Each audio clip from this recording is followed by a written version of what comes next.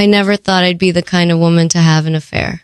But then again, I never thought I'd marry a man who could make me feel so invisible. We met in college, fell in love fast, and married young. He was everything I thought I wanted: steady, responsible, ambitious.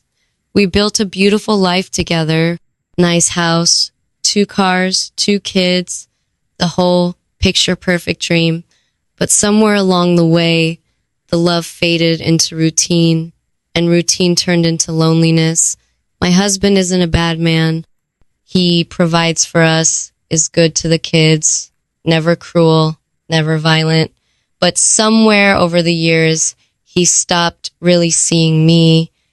I became another piece of furniture in our home, a necessary, useful, but unremarkable. Conversations were limited to logistics. Who's picking up the kids?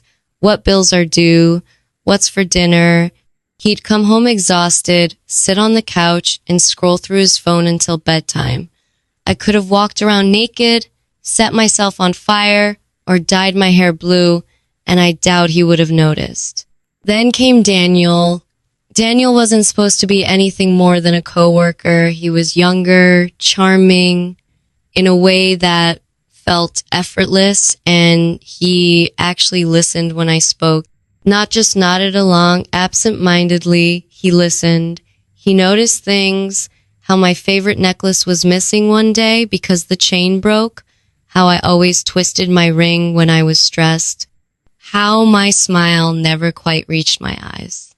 It started innocently chats over coffee, texts that became more frequent. Then one night, after a particularly long work event, he kissed me, and I kissed him back. The affair burned hot and fast. We stole moments where we could: hotels, lunch breaks, even my car parked behind his apartment complex. For the first time in years, I felt alive, wanted, seen. But guilt is a funny thing. It doesn't always stop you. It just lingers, whispering in the back of your mind, waiting to be acknowledged. I knew it would come crashing down eventually. I just didn't expect it to happen the way it did. One evening, I came home from work, expecting the usual silence from my husband. But as soon as I walked in, I knew something was wrong. He was sitting at the kitchen table, phone in hand, looking at me like he was seeing me for the first time in years. He had proof: texts, photos, locations. I don't know how he found out. Maybe he had suspicions for a while. Maybe he followed me. Maybe he went through my phone while I was asleep. It didn't matter. The damage was done. He didn't yell, didn't throw anything, just looked at me and asked, "Why?" I didn't have an answer that would satisfy him. How do you explain to someone that they weren't enough, not because of anything they did, but because of what they didn't do? That I felt more alone in our marriage than I ever did in an empty room?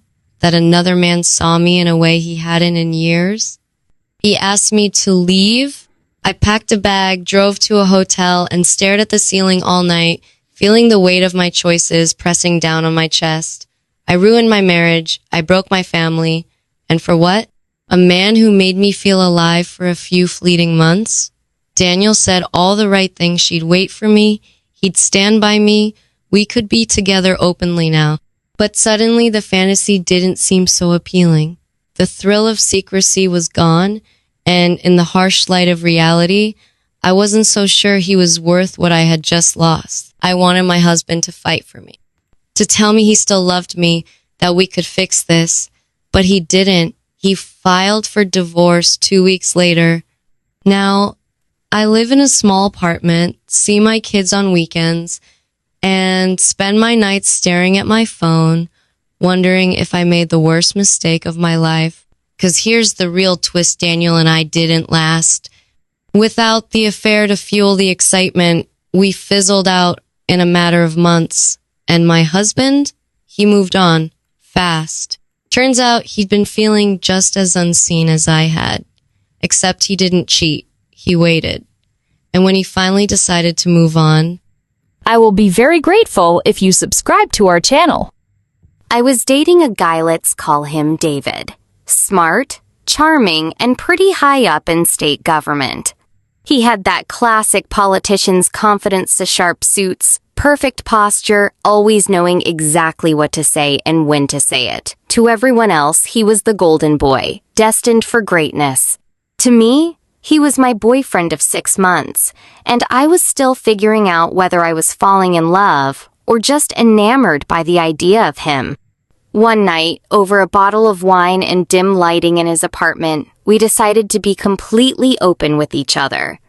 "Let's talk about our fantasies," he said, smiling at me over his glass, swirling the deep red liquid like we were in some high-stakes political thriller instead of lounging in sweatpants.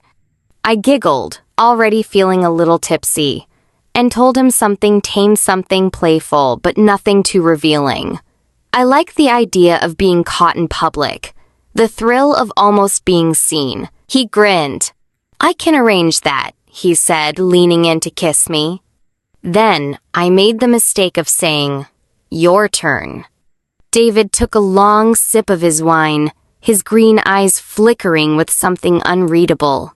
"All right," he said, "but don't freak out." I laughed, assuming he was just hyping it up for dramatic effect. "I promise I won't."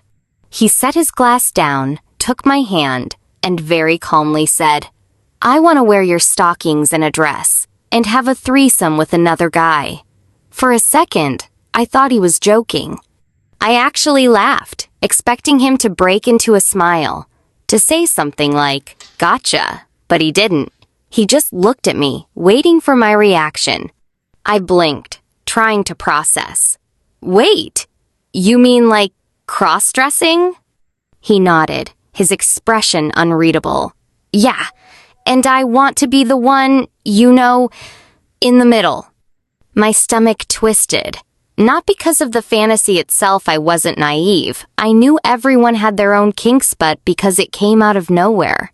David, the perfectly polished, picture-perfect politician, wanted to be taken apart in ways I never imagined. I tried to act normal, but I knew my face gave me away. He sighed, pulling back. "I knew it," he muttered. "I knew you'd think it was weird." "I don't think it's weird," I lied. "I just didn't expect it." He leaned forward, his voice lowering. "I've never told anyone that before." "Not even your exes?" He shook his head. "You're the first." That part hit me harder than anything.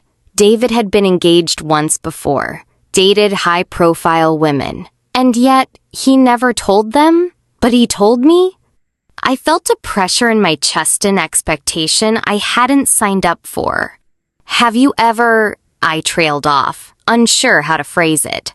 "Tried it?" he finished. Just thought about it. The air between us shifted. I realized then that this wasn't just some drunken confession. This was something he'd been holding on to, something real. And now, I had the power to either accept it or crush him with rejection. I swallowed hard. "David, My phone buzzed, breaking the tension. I glanced at the screen. It was my best friend texting. "You need to call me, now." I frowned.